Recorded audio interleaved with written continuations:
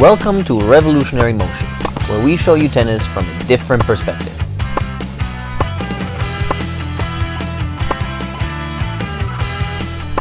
If you're still debating whether you should use a two-handed or a one-handed backhand when playing tennis, here are the biggest benefits of each of those strokes. Let's start with a two-handed backhand. If you're deciding to hit a two-handed backhand, there are a couple very important benefits that you will immediately have access to. Number one, it's going to be a lot easier to learn because a two-handed backhand requires you to keep both hands attached to the racket, so it's a lot more compact and easier to control. Which brings us to number two, it's way easier to control your shots. Now the problem with that is that you're also a little bit restricted since both of your hands are attached to the racket. So that means that you're now not able to access the same freedom of movement, and thus you won't be able to create the same amount of power output. Now taking a look at the one-handed backhand, there are a few benefits that far outweigh the two-handed backhand. One of them is that, as we just talked about, you're a lot more free in your movement, so you can create a lot more energy and power, hitting the ball a lot harder than you could with a two-handed backhand.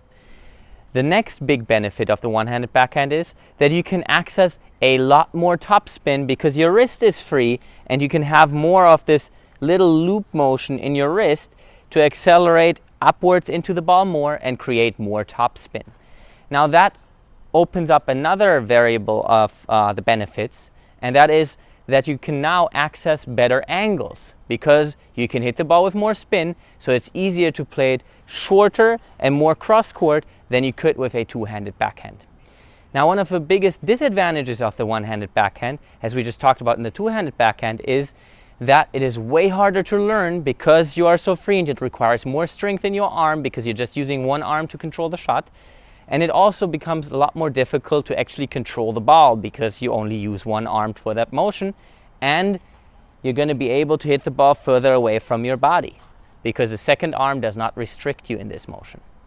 One more big benefit that the one-handed backhand has over the two-handed backhand is that you have a way bigger reach because you're not restricted to the two hands again, right, where you can only reach so far. But with a one-handed backhand, you can turn your shoulders a bit further towards the ball and you can reach balls that are further away from your body.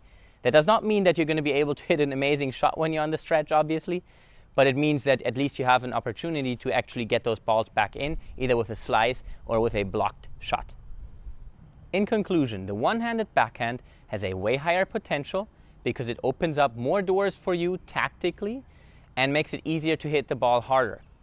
However, it is a lot more difficult to learn, and thus unless you're actually willing and able to put in a lot of hard work to perfect your one-handed backhand, it is more advisable to stick with a two-handed backhand so you can use your two-handed backhand for your advantage before you actually become a very, very good player.